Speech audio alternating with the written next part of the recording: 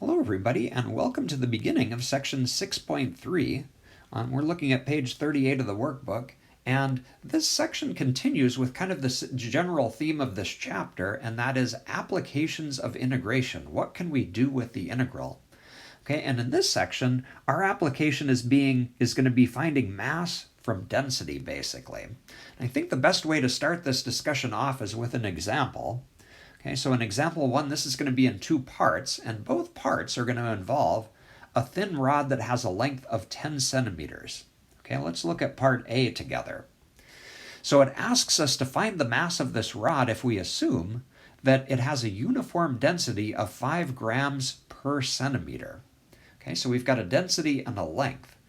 How would we use those two pieces of information to find the mass of the rod? Okay, well, in this case, I think we can just use basic logic to do this. We know that the rod has a length of 10 centimeters, and we know that the density is 5 grams for each of those centimeters. So if we multiply the 10 and the 5, seems logical that we should get the mass. Okay, so what we did basically is we just took the length and we multiplied by the density, and then we could ask about units here. Okay, so if we take units of centimeters times units of grams per centimeter, what are the remaining units? Okay, well, we've got a centimeter in the numerator and the denominator. They're going to cancel, and so we're going to wind up with units of grams. Okay, so 10 times 5 is 50 grams, and notice that grams is a unit of mass, and so that's an extra check that our logic makes sense here. Okay, so that should be our answer to part A. Okay, now I'd like you to contrast that with part B here. This is a little bit more interesting of a problem. Okay, so we're still talking about a rod of length 10. Okay, so this information up here is still true, but now we're going to assume that the density is not constant through the rod.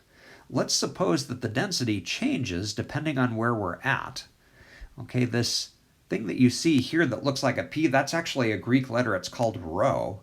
So our density function is rho of x equals x over 2. What that's telling us is that the density is actually getting bigger as x gets bigger. So if we draw a picture of this rod, you can think of the density as being small over here at the left-hand edge and getting bigger as we go to the right-hand edge. Okay, well, how would we find the mass in a situation like that? Okay, it's not as simple as it was in part A, because in part A we just had one number for the density that we could multiply by the entire length. And in this case, the density changes everywhere in the entire rod. Okay, well, one way to approach this is to use kind of a slicing strategy like we did in the last section where we were talking about volume. So imagine kind of just taking a distance of x, going to that position in your rod and just taking a slice of it. Okay, and I'd like you to think of that slice as having a width of delta x. Okay, so I'm going to sneak that into the picture. And here's the thing about that slice. If we make that slice small enough, the density is not going to change very much in that slice. It's going to change a little bit as we move from the left side to the right side, but if it's a small enough slice, the density is not going to change very much. So here's what we can say. The mass of just that one slice is approximately equal to the density at x, that would be the density at kind of the left-hand side of the slice, times delta x. Notice that we're using the same idea that we did up here, length times density, but it's just an approximation because of the fact that the density is going to change a little bit as we move from one side of the slice to the other. Okay, what that means then is that if we wanted the mass of the whole rod, we would need to add up the mass of the slices all the way from the left-hand side of the rod over to the right. Okay, so that would be approximately a big sum of a bunch of densities times delta x's. Okay, and now we come to the key question. So how do we turn that approximate mass of the rod into an exact mass of the rod? Okay, well, if you think about it, the smaller that your slices are, the more accurate this approximation is going to be. So if we take the limit as delta x goes to 0, we're going to get the exact mass of the rod. And if you take the limit as delta x goes to 0, this sum is going to turn into an integral. That delta x is going to turn into a dx. Okay, so the exact mass of the rod is going to be the integral of rho of x dx. You can think of it as slicing this rod into a bunch of just paper-thin slices. They're so thin that there's no error in the density as we move to the right, from the right-hand side of the slice to the left. Okay, and then the question is, what would the limits of integration be?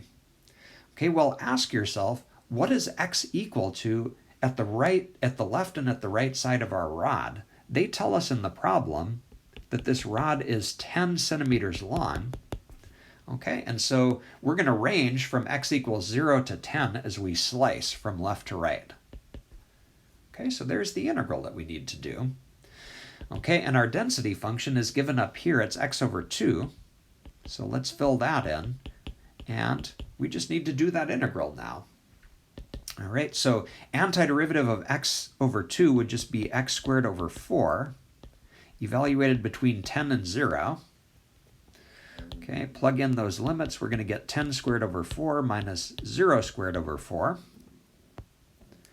Okay, do the arithmetic, and that turns out to be 25. What should the units on that answer be? Okay, well, density was measured in grams per centimeter, and x was measured in centimeters, so we're going to get the same units that we did before of grams here. Okay, and so we have just found the exact mass of this rod that has variable density.